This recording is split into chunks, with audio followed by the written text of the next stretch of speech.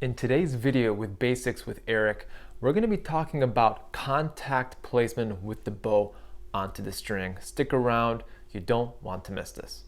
Hi there, my name is Eric, I'm a violinist. If we're meeting for the first time, welcome to the YouTube channel and specifically welcome to this series, Basics with Eric. If you haven't done so already, please make sure to hit the subscribe button and hit the bell notifications for future videos. Today's video is going to be about contact point. Contact point is very important because it determines the kind of sound you're going to get on your instrument. So I have my bow, I have my violin, and let me give you an example of what I'm talking about. Contact point is when the bow touches the string, and specifically the bow hair touches the string. So as you can see, there are many different places to put my bow on the strings. I could put it near the bridge, I can put it in the middle between the fingerboard and the bridge, or I can do it completely over the fingerboard to get that sur la touche sound that typically you would find in French music like Debussy. You find that in Debussy's Violin Sonata. So contact point is crucial because again, it determines the sound that we're gonna get. So the sound I get from here is very harsh, very aggressive. I'm going to move my contact point away from the bridge to give you different ideas of what the sounds are like. So that is between the bridge and the fingerboard. And that is pretty much close to the fingerboard, if not over the fingerboard. Depending on the music you're playing, you have to understand where your contact point is at all times. Something like a pianissimo section, you're not going to play close to the bridge because you're going to get that very aggressive sound. So you might want to consider maybe playing a little bit away from the bridge or even closer to the fingerboard. And understanding what the music is asking you to do will help you determine what kind of contact point you need on your violin.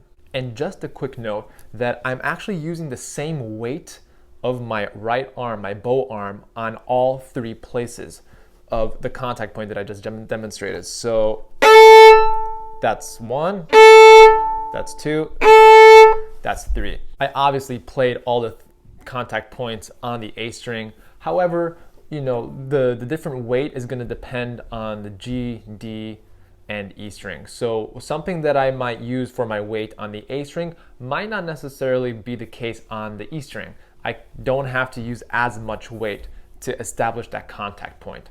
So to give you an example of the E string,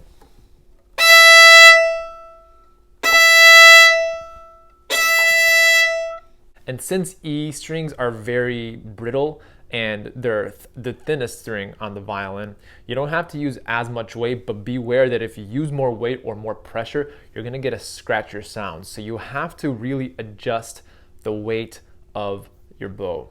Another point to consider is using flat hair on the bow or using a little bit less hair.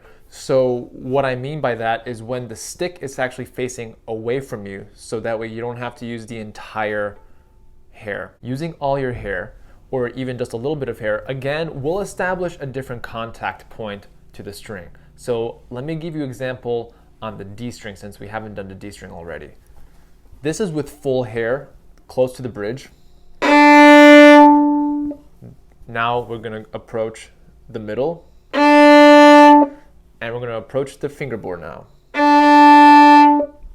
Those are all the same weight, although it's actually a different kind of weight than I would use on the A string. I have to use a little bit more weight just to get that sound out of the D string since it is a thicker string. Now let's experiment to see if the angle of the bow will change anything with the sound.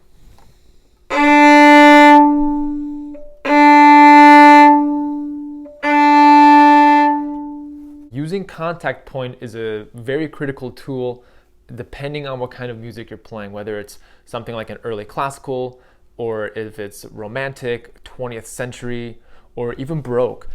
Different styles call for different things out of your instruments. So you can use contact point as your frame of reference to really understand what kind of sound you're going for and what the music calls for.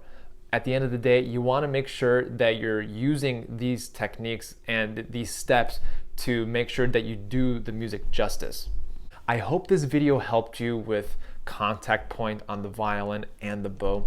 If you found value in this video, please make sure to hit the subscribe button.